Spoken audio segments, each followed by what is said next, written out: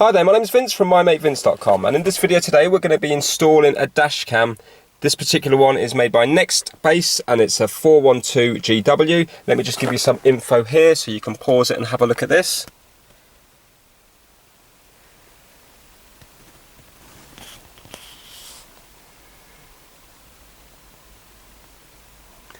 And the car we're going to be installing it on is a 2013 Mini Cooper. This particular one is a convertible.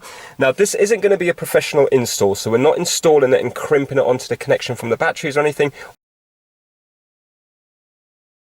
All we're doing is purely using the power from the cigarette lighter, and we're just going to be hiding the cable around the A-pillar and hopefully around the carpet. So although it's not going to be a professional install, I want it so that the cables are not being seen, and then if there was ever a problem with the cable in the future, it can just simply be pulled out. I don't want to drill any holes or anything, just simply pull it out and redo it again. So obviously you can get a professional install done, you can pay for that, but in this one we just want to do a kind of temporary job, but we just want to hide the cables to make it look neat. Now in the package itself we've obviously got the dash cam, we've got the sucker to suck it to the windscreen, and this is where the dash cam fits onto, and then we've got this little 12-volt cigarette lighter power supply. In the package you also get a disc which has the instruction manual, playback software for Windows and Mac, and obviously we've got our lead here as well to connect up to your computer, a USB lead. So this is ideal if you want to save the files onto your hard drive of your computer. Now you will need to buy an SD card, a micro SD card, because this doesn't come in the package, but you can buy these very cheaply from places like Amazon and eBay. This one is a 32GB one, which will give you roughly around 4 hours of recording, depending on the resolution you choose as well. So we've got it set on the default one, which is the high resolution. So you will need to buy this one separately. You can also get a Nextbase one that comes with a carrier little pouch, but it's still a SanDisk card that comes with it, so you really don't need to buy the Nextbase one. Now to put it in, you just put it in that orientation. So if you look at the front of the dash cam, it goes in that way round. And then you just need something to push it in, because it's a bit hard to do just with your fingers. And it just clips into place like so. Now first things first, just before I install it, I just want to plug it into this to make sure it is working, because I don't want to run all the cable and everything to find out that the cable's faulty. So I want to make sure it's working beforehand. So I've got the cable plugged into the cigarette lighter there, and now I've got the other end plugged into this bit here. This is a bit that mounts on the window. And now I'm just going to attach this into here. It is slightly magnetic, so as you pull it close, it kind of pulls it into it. It's like magnetic, and then slot it into place. Now as soon as I turn the keys on the engine, we should get the picture come up on here.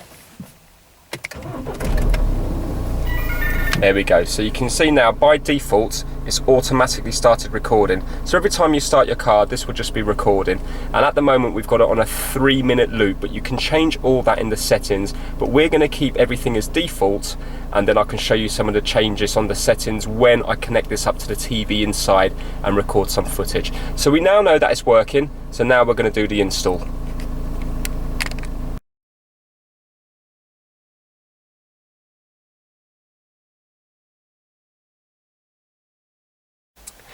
Now the cable that goes from the 12-volt power supply to the unit does have a ferrite core on it. Now this is for interference, but I've already tested the car without this and it does seem to be okay. So just for the sake of it looking nicer, because I don't really want this hanging down, I am going to take off the ferrite core. But you have to double check first, because obviously if you are suffering interference, then this will help by fitting it.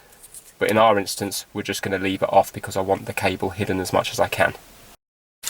Okay, now the tools I'm going to be using, this is just to push the wire into all the nooks and crannies around the car. I've got some cable ties here in case I need them, and I've got some little cutters to cut the cable ties. So I'm hoping it's going to be a relatively easy job. As I say, I don't want to do any damage to the car, I don't want to drill any holes, and the only thing I really need to look out for is I want to stay away from the airbag.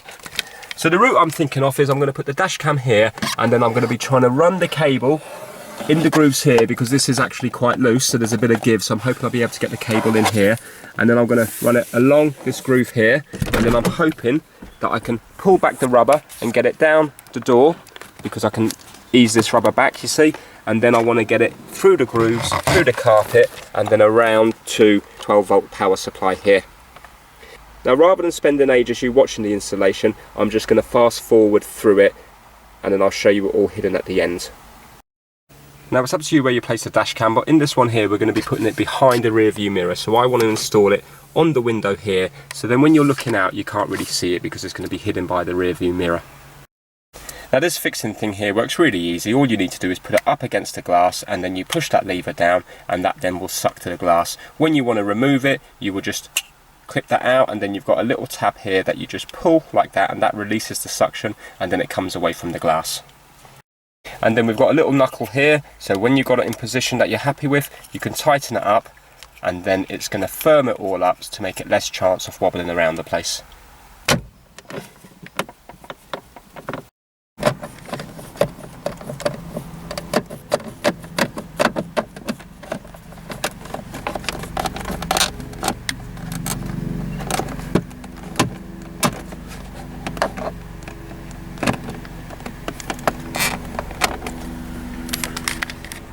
Right, so as you can see at the moment, I'm just tucking the wire up here, so it comes up here. I've tucked it along here, and now I'm just going to work my way down along to here, and then try to get it in this groove here to get it down to the door.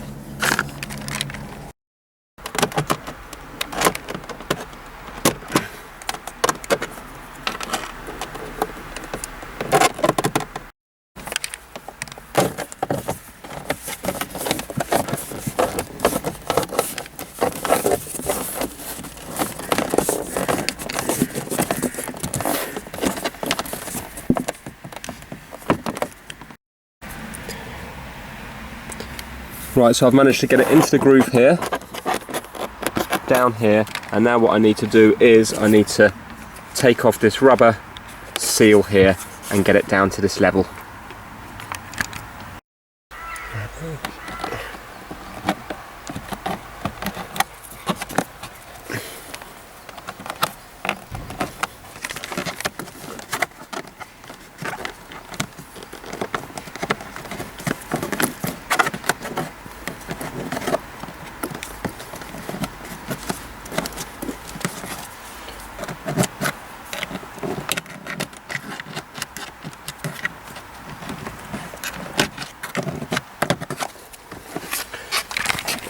Right, so I've managed just to peel down the edge of the seal and get it into the groove in there, and now I need to bring it across here, and once we get to the carpet it's going to be easy because I can just pull back the carpet, bring it round there and bring it up to here. I'm not sure if I'll be able to feed it up through here or not. Right, I'm halfway with the install now, so just to make sure that I haven't damaged the wire, I've just started up the engine just to make sure it's working, and it's still giving it power now.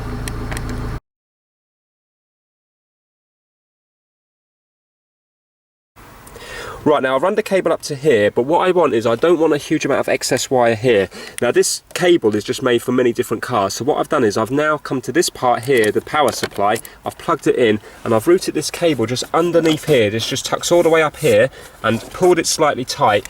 So I've got the excess here, and what I'm going to do is I'm going to cable tie it up and tie it up out of the way here because I don't really want all the excess to be bundled up here.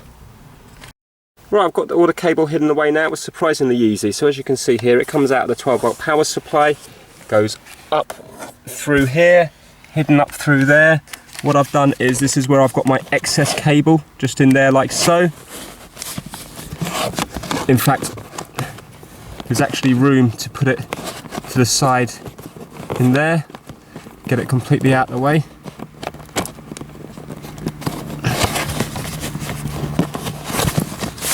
So it's all hidden there, it's all hidden there. It goes up underneath this bit here, but I haven't had to take any trim off. You can just see a tiny little bit there. I might try to get that down a little bit better.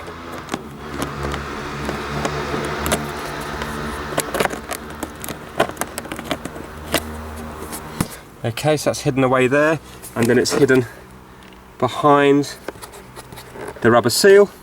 It goes up here, through here, in through here, and then it goes up the side of the A-pillar here, goes around, around, around, and over to this bit here. So this is the only bit of wire that's showing going down to here. So as I say, it's not a professional job, but the objective was just to have the cable hidden. And if for whatever reason that does fail, because obviously you do have to manhandle it quite a bit to get it into the grooves, if it does fail, then it's not a problem. We can just buy another one. We haven't actually done any damage to the car. And I've stayed well away from the airbag here, so the cable has not touched the airbag bit at all. So I'm happy with that. So what we're going to do now is we're going to take the car for a drive and get a bit of footage and connect it up to the TV using an HDMI cable, and then I'll show you a few of the settings when it's up on the TV because it'd be easier to see. So you can't see here because it's too bright, but hopefully you will see when I bring the dash cam inside and show you on the TV. But the angle we've got it at is so that you can just see the bonnet on the bottom quarter of the screen. So it's very similar to the view you're going to get when you're driving and you're looking out. So then that's going to, because it's got a nice wide angled view, you can see a lot of the road, I can see pavements on both sides, and that's pretty much where I want it to be. Now if you're worried about it taking up your 12-volt power supply, then what you can do is you can buy these little adapters here that you plug in, and then that will turn that one there into two here, and it's also got a couple of USB chargers on it. It's not the nicest of looking things, but if you're using this a lot, then when you have your dash cam plugged into it, then you're going to be using that one up, so you will need to get something like this to split it. That's why it's always best to do the proper professional hardwired version, because then you haven't taken up your 12-volt power supply. Okay, so we're now back in the house after we've gone for a drive. I've removed the dash cam from the car, which is just a case of pulling it out of the mountain, so it's nice and straightforward. So I'm going to show you a few features on here, and then I'm going to show you it working on the TV. Right, so to turn it on, we need to hold down this button for a couple of seconds. 1 and 2. And now it turns on, and now you can see that the camera is live. So, a few things on here. If you have a look here, you've got a little microphone. So at the moment, when we took it for a drive, by default, everything on here is default at the moment, so I haven't changed any settings. So when we took it for a drive, the microphone was not on. If you did want the microphone on, then if you have a look at this top arrow here, you can see a picture of the microphone. When I tap this top arrow, the line will go from it, and then it will start recording voice as well as picture.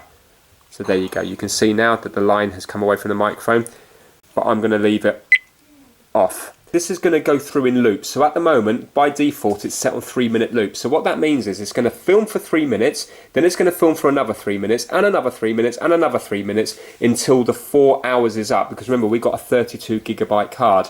But if we only had, for example, a 4GB card, then you're obviously not going to get 4 hours out of it. So if you're only going to get, for example, half an hour out of it, then it's going to film in 3-minute loops, 3-minute loops, 3-minute loops, and then when the 30 minutes is up, on a smaller card, or on this card when the 4 hours is up, it's going to delete the first 3 minutes and then film the next 3 minutes, and then it will keep deleting the first file. So as it moves along, it does a 4-hour slot on a big memory card, and then it will just keep on moving. So the earlier files will get deleted as it keeps on filming new ones and new ones. So obviously if you've got a very small memory card on it, then it's only going to record so many files before it starts deleting the first one. If you've got something that you want to save, so if, for example, some idiots jumped in front of you to try and do some insurance claim, then what you can do is you can hit this button here, and what it will do is it will save that particular file. So then if you carry on your journey for the next few hours, you know now that file has been saved.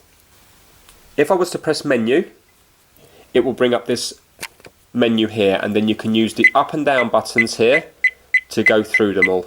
Now if I want to go to this next icon here, which looks like the gears, for more settings, I'll have to press menu twice. So if I press menu once, normally it will bring me back to this bit here, but now I'm going to hit menu again, but I'm just going to press it twice without hitting any other buttons. So menu once, menu twice, and can you see now it's jumped across to there, and this is where I can set up my Wi-Fi, format SD card, time and date, etc. So you can play around with those settings yourself. At the moment, by default, we're on a resolution of 1440p.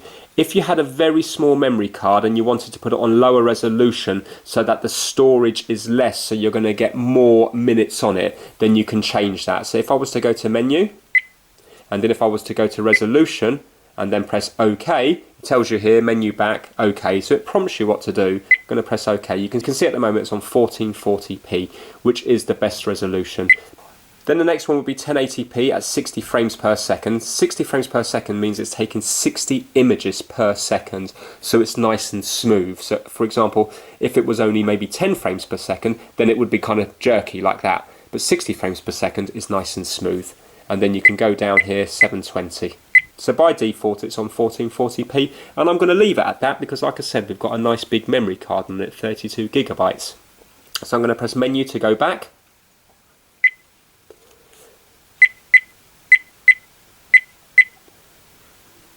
And then the video length. Remember I said about having the 3-minute loops? Well, here you can change it to 2-minute loops or 5-minute loops. So that's up to you what you want to do.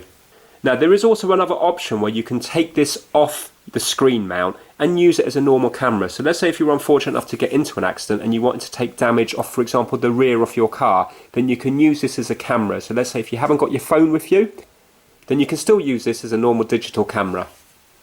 Now to set this up, all you have to do is hit mode. So at the moment you can see that you've got your video camera there and it's acting like a video camera. But now when I press mode, it's going to change to a camera up here. So can you see now it's gone over to a camera? And now if I press OK, can you see it's taking pictures? Yeah, so that's quite handy because then you can take pictures, for example, off the back of your car. Or obviously you can take a recording as well. So if I was to hit mode again, there, and we can just press record ourselves, and can you see now it's recording? And obviously you can use it like a normal video camera, so it doesn't have to be connected to the screen mount for it to work, but obviously you need to have power in this. So can you see now my battery is getting quite low? So obviously if the battery was completely depleted, then you're not going to be able to do pictures or videos because you need to have it disconnected from the power supply. Now what I'm going to do is I'm going to connect it up to the TV, and I'm going to change the time because I noticed that the time is an hour behind, and also I'm going to then show you the footage that we did earlier. Now to connect it up to the TV, there's two ways of doing this depending on your TV. If you've got an old TV that only allows the composite, that's the yellow, red and white leads, then you're going to have to get an AV out cable.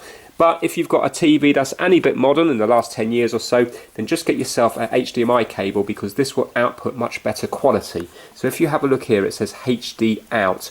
Now that size there is actually a mini HDMI. So it's not a full size one and it's not a micro one. You need to get a mini one, which is this size here. So that just plugs into there like so. And then the other side is a full-size HDMI. So if you have a look on Amazon for HDMI to mini HDMI cable, then you will find them. They're really cheap. You get them for a few pounds. They're not expensive at all. Now I'm going to connect this into a spare HDMI port at the back of my TV and go to the relevant input. So I'm going to be connecting this into input 1, and then I need to get my remote control and go to input 1.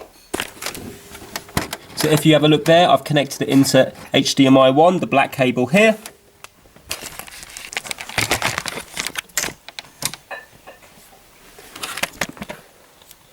And now we get our remote control, and I need to go to source. This TV is quite old, so it's rubbed off, but it's either going to be called source or input. And if you have a look there, I'm going to go down to HDMI 1, and I'm going to press OK. And now hopefully we should have the camera up on screen. Right, so if you have a look now, you can see that it's up on screen. It's upside down, but there you go. Right, so what I'm going to do now is I'm going to show you some footage that we took when we were driving, so just to get an idea of the scale, and it's actually pretty impressive, especially when you watch it in HD. Right, now just to make it easier, I'm going to unplug it just for a moment just to show you how to get the previous recordings. So what we have to do is we have to tap mode, and then mode again because we've gone to camera now, so now we tap mode again. And then we're going to see it says here OK and previous and next. So the down arrow is next, the up arrow is previous, and then OK's to watch. So okay, let's go through them and pick out one we did earlier. Right, okay, so this is one of the ones where we were driving. And what I'm going to do is I'm just going to press OK to play. So for this bit now, I'm going to put it on the TV. Okay, so this is the footage I'm going to show you now, but I'm going to have to edit it because I don't want people's number plates and stuff on there. So basically I'm going to press OK to play, which it says here, and then if I was to press the down arrow, then it's going to fast forward through it. So for example, 2 times, 4 times. So let me just show you that. So press OK, and then if I press the down arrow, it's gone to 2 times, and then 4 times, and then 8 times, and then I can press OK again, and then it will start moving, and then I can press pause and it will stop moving. Right, so I've just paused it here. I'm going to play it from here forwards. Now you can see here, you can see the bonnet off the car, you can even see the windscreen wipers off the car. So that gives you a kind of same sort of view as if you're driving the car yourself. You can also see there's a nice wide angle as well, so you get a lot of information of what's happening around you. Now because it's got GPS built into it, it will also tell you your speed and your location as well. So you can't see it because of the overlay here, but just underneath it you can just make out MPH. And then your position as well. Via the settings you can change it from mph to kilometers depending on what country you're in. So let me press OK now to play. And there you go, you can see that it's nice and clear.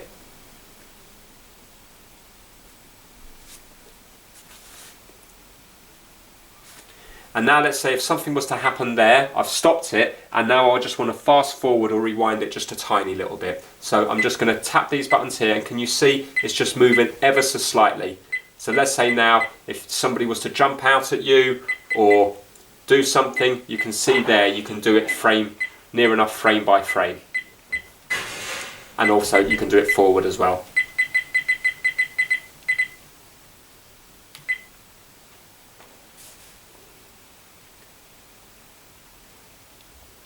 Here we've got a little exclamation mark that will basically lock it in. So for example, if we zoom out now and look at this image here, if I was to press it, you can see it comes up with a red padlock. So let's say if you're watching something back, if you think something happened and you don't want to delete that recording, then put the padlock on there and that will lock that one in. Same thing if you're driving. Let's say if you were to witness something, so you haven't had an accident or anything, but you witness something and you want to lock that in, then just press that when you're driving and then it's going to keep that recording. It won't go over it as it's moving along, deleting the last loop. And also, because this has a motion sensor built into it, if you're unfortunate enough to get into an accident, it will also lock in that recording when the accident happens. So there you go, hopefully that's the basics done. What I will do is I need to change the time on this because at the moment it's registering 1 hour before. So I'm quickly going to do that now. I'm going to go and hit menu twice, once, twice, and now I'm going to go down to time and date. So use the down arrow, go down to time and date and press OK. And now the date's correct, so I'm going to go OK, OK and OK. And I just need to change the time and put it up one. So now we're at 13:18:19, which is the correct time. And now now that's done, so now I'm going to press OK to enter, and now I'm just going to go menu to back. So now, as you can see here, 13:18, we now have the correct time.